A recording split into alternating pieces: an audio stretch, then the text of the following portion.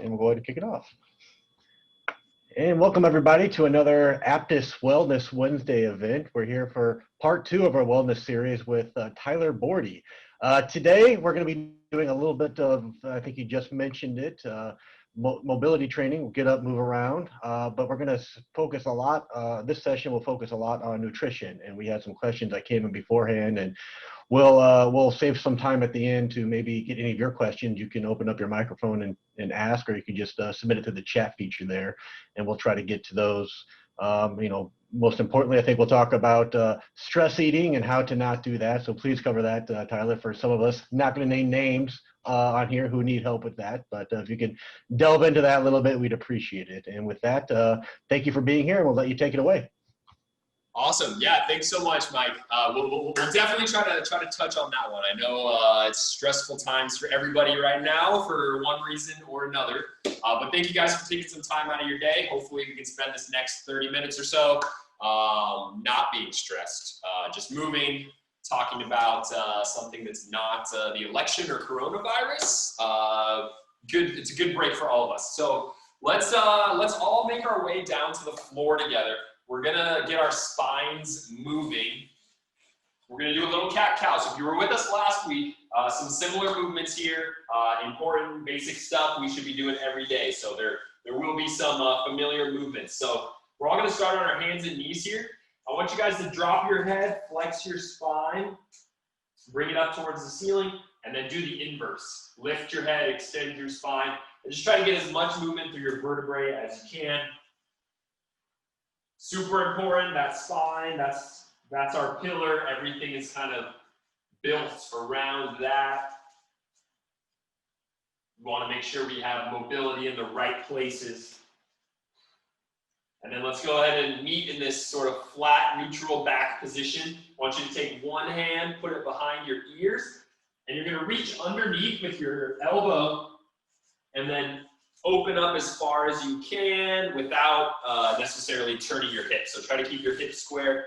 That way you're just working on the rotation of your mid-back. Make sure you're breathing, guys. Inhale, exhale as we go through the movement here. Go ahead and switch sides. Other hand on the other side.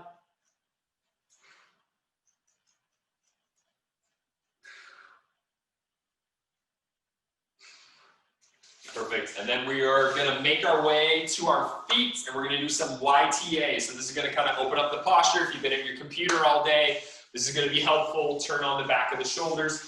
We have sort of this hinged over position. My back stays neutral here, so I'm not pushing my butt back and letting my chest collapse. Nice neutral spine, stand tall, straight arms. Reach up overhead, make a Y shape. Bring your hands down. Reach out to the side, make a T shape, palms forward, that's an A, and just work through those 3 positions. YTA. Really think about kind of pulling your shoulder blades towards each other, turning on those rear delts, the back of the shoulder. Super important for posture. Awesome, and then we'll kind of shake that out. And then we're going to dive right into our inchworm. So this is the one that kind of gets every muscle in the body gets a little bit of movement, a little stability, and mobility. So I want you guys to reach for the floor. Keep your legs as straight as you can so you can feel that stretch in your hamstrings. Walk your hands all the way out to a plank position. Bring your chest to the floor, and then press just your chest up. Call this the cobra pose. Bring your chest back down. Push up into downward dog. So you're going to push your hips back. You can pump your calves out a little bit if they're tight. Reach up nice and tall. Let's do that one more time. Walk your hands all the way out. Chest to the floor. Cobra. Chest back down. Push up and then hips back. Downward dog. Walk your hands in. Reach up, and then I'm going to have you guys get into this split lunge position. So this one we can do standing here. Try to get this leg close to 90 degrees. This leg stays super straight, so you're getting a little bit of stretch in that hip flexor. And then just doing some upper body torso rotations, just back and forth, just trying to get as much mobility as your mid-back will allow, while also opening up that hip. And then we're gonna do the same thing on the other side. And really try to focus on keeping that back leg straight. That's how we're gonna make sure that hip flexor is getting stretched out. Awesome, and then we're gonna do one set of activation work together, and kind of like I said last time, these are the type of activation exercises. If you have more time and on other days, doing 2 to 3 sets of what we're about to do would be kind of the volume that I would prescribe. But since we're a little shorter on time today, I want to make sure we have plenty of time to talk nutrition. So we're gonna run through the exercises one time together. 3 exercises. Dead bug. Keep your ribs pressed into the floor. Your legs are up at 90 degrees. Your arms are straight. You're gonna extend opposite arm and opposite leg. My hand stays hovering off the ground. My heel stays hovering off the ground. Bring it back together. And then switch. And we're gonna be here for 30 seconds. So we'll all do this together. And the goal here is to keep your ribs pressed against the mat. So as you extend your limbs away from each other, don't let your lower back pop up off the ground. Keeping that midsection firm, sort of just turning on our coordination a little bit. This is great to do either, midday break, kind of like we're doing right now, but before you're gonna jump into some other exercise. Great way to get things going and activated. Perfect from here, guys, hip bridges. Palms down, drive your hips up towards the ceiling, squeeze your glutes. You should have a nice straight line from your knees to your shoulders here. Boom, drop your hips back down, and as soon as they touch the ground, shoot them back up. And you're just squeezing your cheeks at the top, kind of make that mind-muscle connection. These glutes have been probably turned off all day if you've been sitting on them, which I'm sure most of us have, working from home, or even if you're at the office, still probably sitting. So super important. These are the muscles that kind of support our core, keep our upper body stable. Awesome. And then we're going to switch from here, guys, to adduction abduction. So turning on the side of the glutes. So I'm keeping my hips up now at the top of the bridge. My palms are down. I'm letting my knees collapse in towards each other, and then I'm pressing them away from each other. So my knees are just moving in and out. And again, we're here for 30 seconds together. So you should feel kind of the side of your glutes turning on. And this is one too for added resistance. If you have like a mini band that you can put around your knees, you can press out against. That's also helpful. Not necessary, but if you're someone who exercises regularly and you have that available to you, go ahead and add that. Perfect. All right, guys. So I'm gonna stand up from there, and that's gonna conclude our movement together today. So pretty quick. But like I said, doing that last part, 2 to 3 sets of that, 30 seconds on each of those exercises, great way to get everything activated, whether you're doing it before a workout or just kind of as a midday break. So guys, we're diving into nutrition, which is a massive topic, and we don't have a massive amount of time. So I was thinking about what's kind of the most bang for our buck, what can I teach you guys or present to you guys that might be the most helpful thing to you. I know there's a lot of questions about different fad diets and things like that. And as interesting as those are to talk about, I don't think spending a lot of time on those is going to help anyone get healthier or make significant lifestyle changes. So what I want to focus on, guys, is just how to make up kind of a proper meal, what types of foods, and how much of each type of food should kind of make up a meal.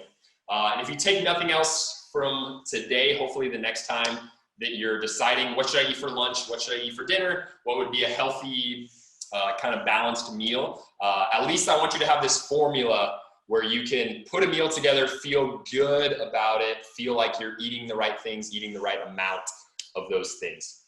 So we're gonna talk about that first, and then we're gonna dive into some of the more specific questions that people have asked, other nutrition related things. So I am going to, I'm going to be share screening with you guys. So Let me pull this up.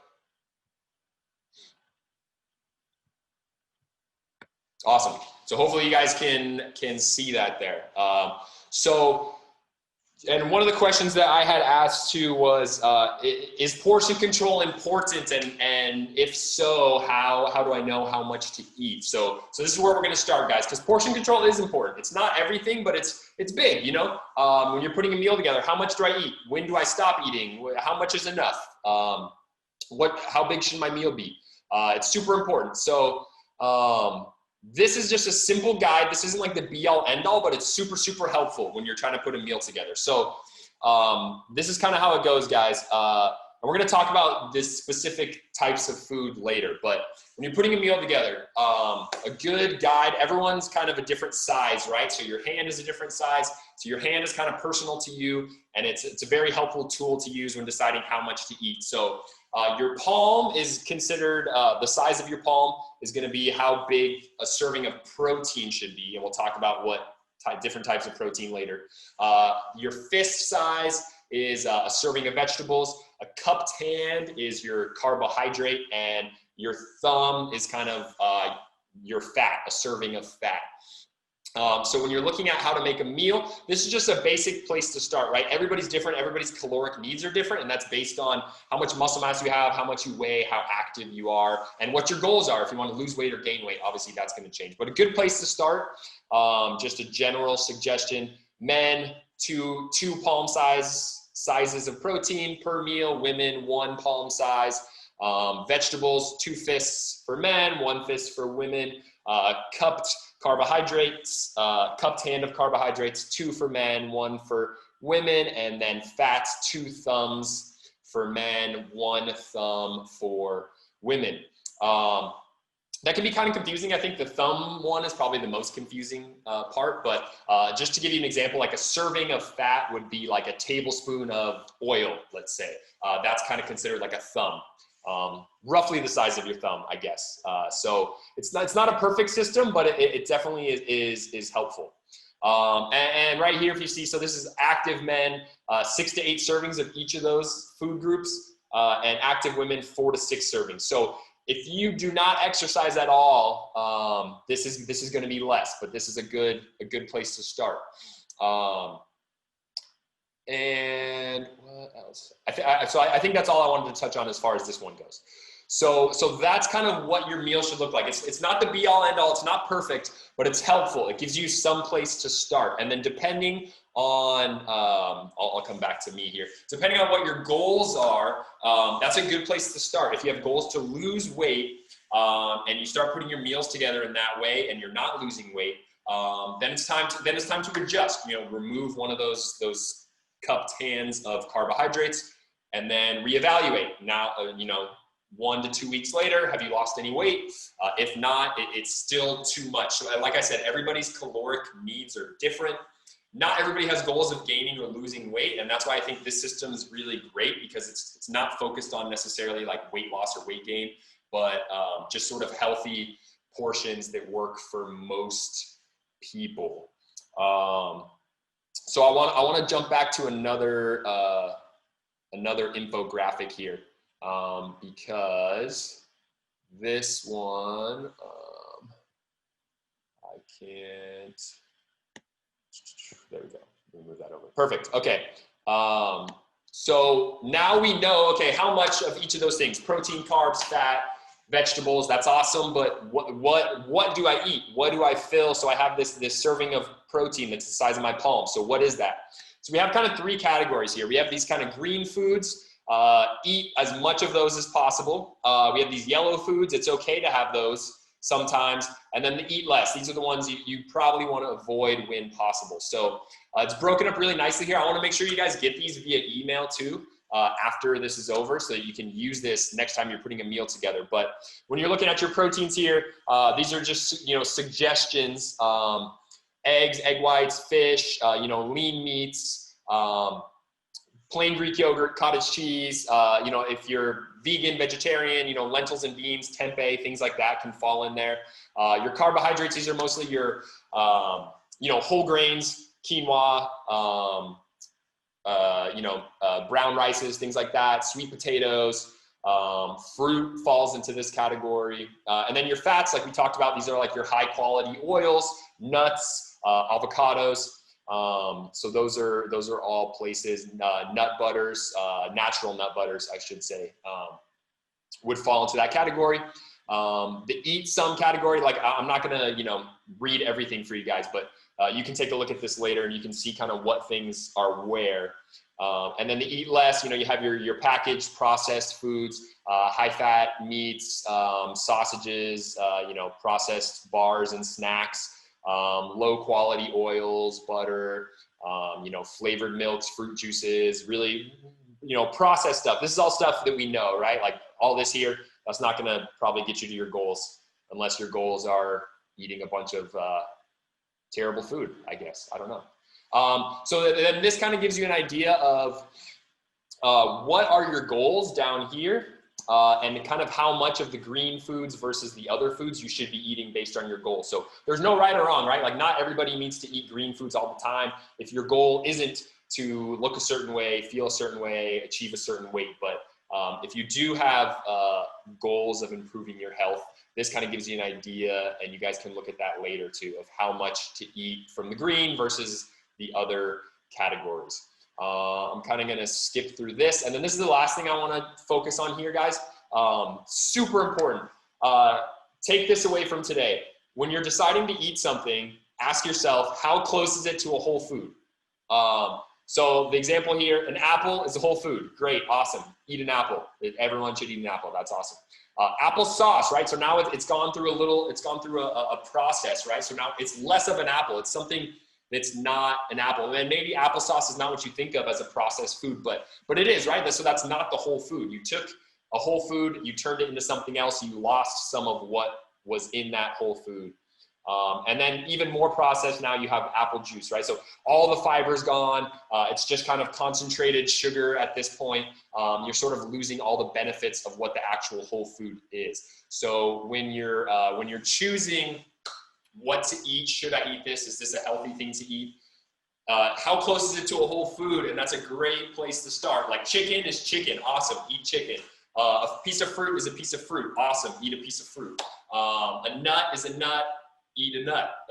It's really that simple. And if you can follow that the majority of the time, not every meal is going to be perfect, guys, and that's okay. But if you can follow that the majority of the time, you're going to be in a great place. And I know that's not super sexy or exciting, and it's not like, hey, like, should I do keto, right? Like that's, just following kind of that portion guideline and choosing from that basic list, right? Like these are some healthy proteins, these are some healthy carbs, these are some healthy fats, put them together.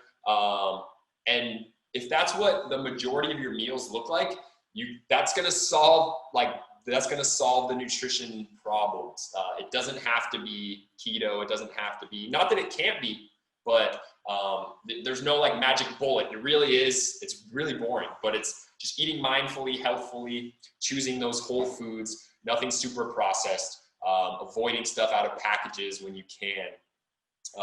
And that's really what it comes down to. And then, like I said before, I know a lot of people have weight goals. So if your goal is to lose weight, here's the secret, and this is the only secret to weight loss. You have to take in less calories than you burn. How do you find out exactly how many calories you should take in if you want to lose weight? There's a lot of calculators online. I'm sure you guys probably have experience with those. If not, ask me, send me a message later. I'll send you guys some links to some good calculators. But you have to eat less than you're expending. So if you're not losing weight right now, and you want to, it just means you're eating too much for your body and for your activity level. So the calories have to come down. But honestly, if you guys start putting meals together like that, the calories are going to come down naturally. It's not going to feel like this restrictive thing. So don't think about restricting yourselves. This is my challenge to you guys. Last time I challenged you guys to do a workout, and I provided a workout for you guys. This time I want you guys to try to put a meal together following those kind of sheets there. Put one meal together. following those things, just start thinking more mindfully about food.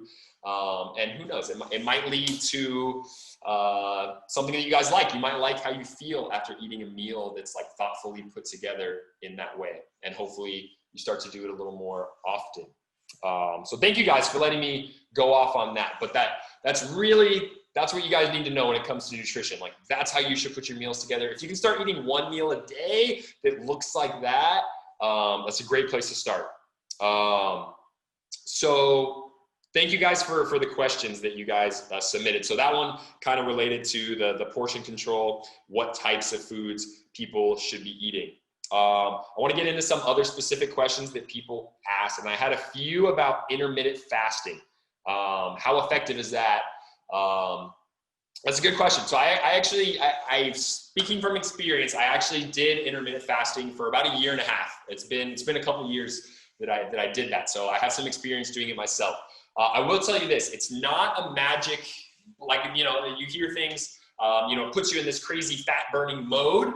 And for those of you who don't know what intermittent fasting is, it's basically you restrict your eating to like a certain window. So most people, I'll just talk about the most common form of intermittent fasting, which is kind of a 16-8 window. So you only eat 8 hours of the day, whatever that 8 hours is that you choose. And then the other 16 hours you fast, and you do that every day. So it's not anything magic, right? Like, it's not just gonna like melt the fat off of you. It still comes down to, if you're eating less calories, you're gonna lose weight. But there are some benefits, right? Like your body digesting and processing food, that's a stress on the body. So if you're limiting that time-wise, you're removing some of that stress from your body, from your digestive system. So there are some benefits to fasting, even like full day fast. There's definitely some benefits. I won't like dive too much into the specifics there, but there are benefits, but it's not a magic bullet, but it can be helpful for weight loss, right? Because it's just harder to eat the same amount of calories you would in a full day in an 8-hour window. You just probably won't feel like eating as much. So it can be an effective tool, honestly. And this is what I say about a lot of things. Like, I'm not going to be like, please don't do this. Like, it's scary, it's wrong, or 100% do this. But try things, guys. Try things. If you're curious about intermittent fasting, do it for a while, but do it the right way. Be strict about it. If you're going to do it 16 hours off, 8 hours on, do it and see how your body feels. If your body feels great and it's awesome and it works for your lifestyle, I mean, then what's wrong with it? So that's kind of what I will say about that. And then someone asked, kind of in relation, what do you think about only eating at certain times or stopping eating at a certain time? And so they said, like, some people might not eat after 8 p.m., for example. So again, that's not like a magic thing, but if it helps you, and I actually did this for a while myself. There was a point where I was, in the evenings is when I would find myself like eating mindlessly. I would just, and it's like after dinner's already done, like there's no real reason for me to be eating. I'm just eating whatever random stuff is there that I don't have to prepare. It's really easy to eat. It's probably processed food. So I just sort of set hey, after 7 p.m., I'm not going to eat anything.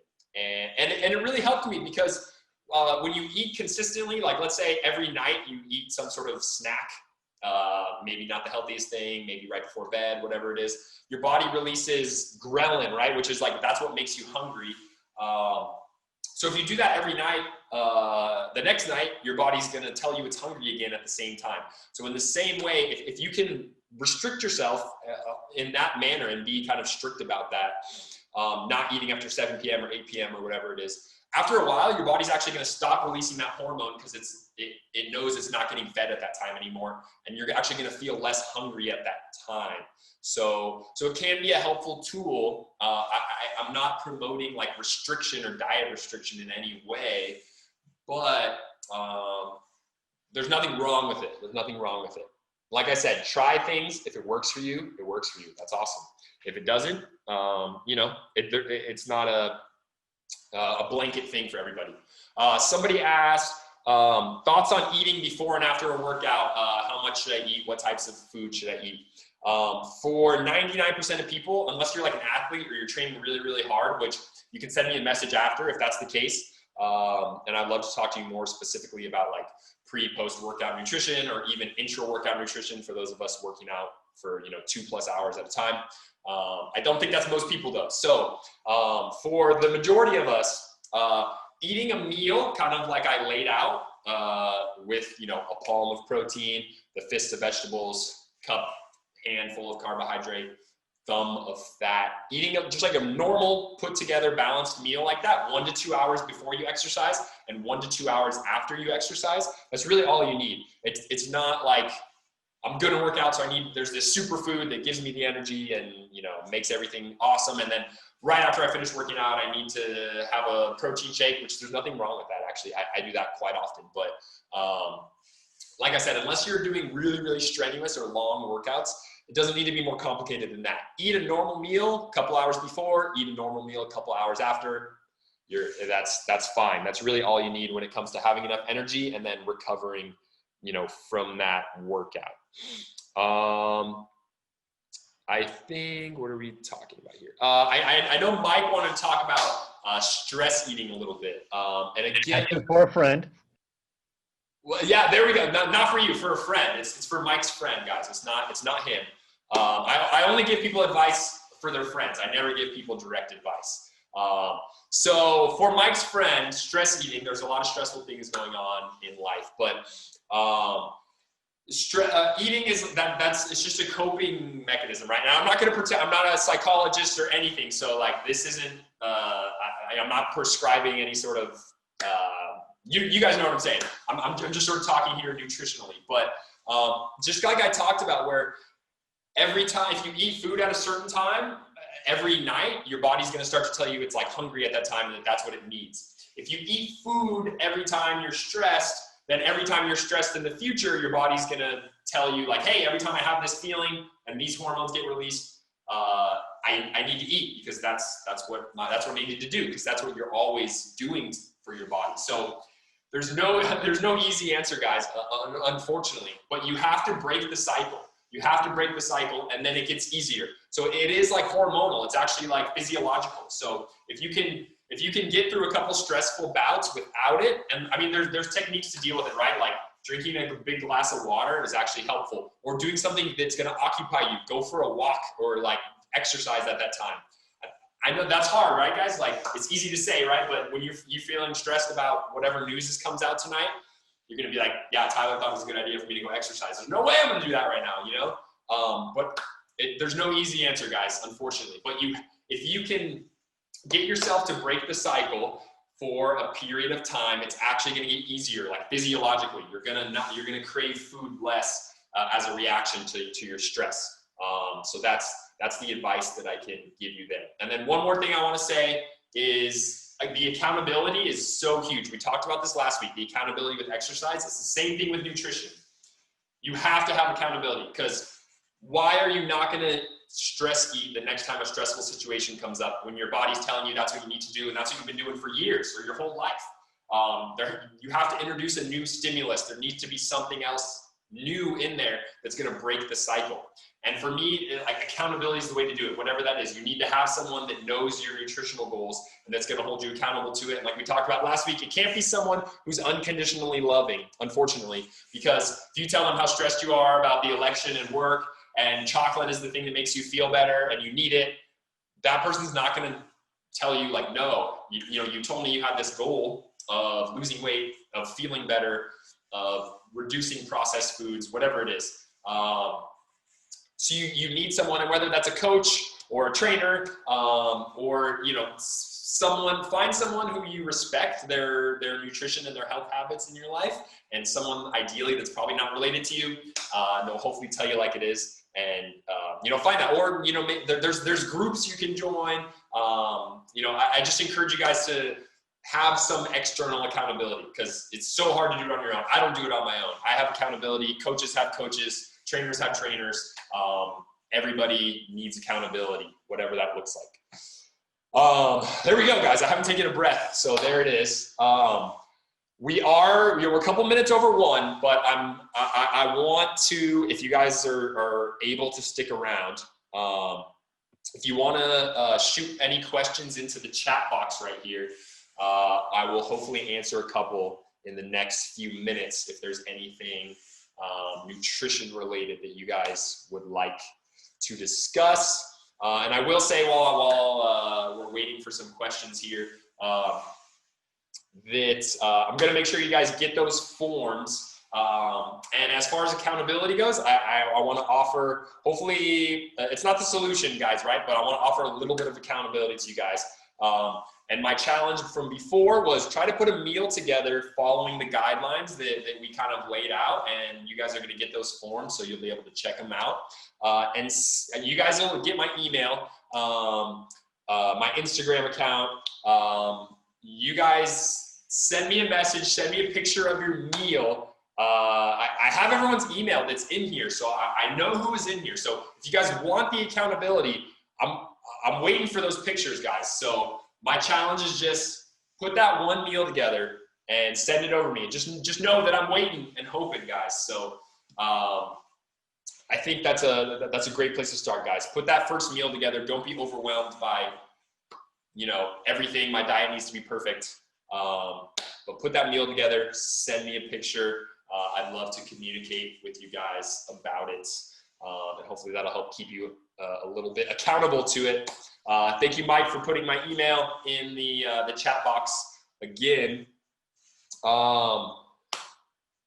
There we go. All right, guys. Well, we're a couple minutes over, and I think I hit all the major points that I wanted to. And it doesn't look like we have any questions coming in live right now. So if someone does have one, you can go ahead and shoot it in. But if not, that might conclude it for us today. So I'll just say thank you guys so much for being here. I appreciate it. Thank you, Brooke and Mike, for having me. It's been a fun couple weeks. Hope you guys learned something. And if you have any questions that you guys think of later, send me an email. I'm more than happy to talk to you guys about it. And I will. I'll leave it back to Mike if he wants to close us out or say anything else. Just to thank you, Tyler, the man with the nutrition plan, back-to-back weeks. We appreciate you coming back for week number 2, and it was informative both weeks, and we really appreciate it. And hope to have you back again sometime on another edition of Aptus Wellness Wednesday. I would love it. I would love it. Thank you so much, and thank you guys for being here. Seriously, it's awesome. It's been fun. And thanks for everybody who joined, and take care, everyone. We'll see you next time. Take care, guys.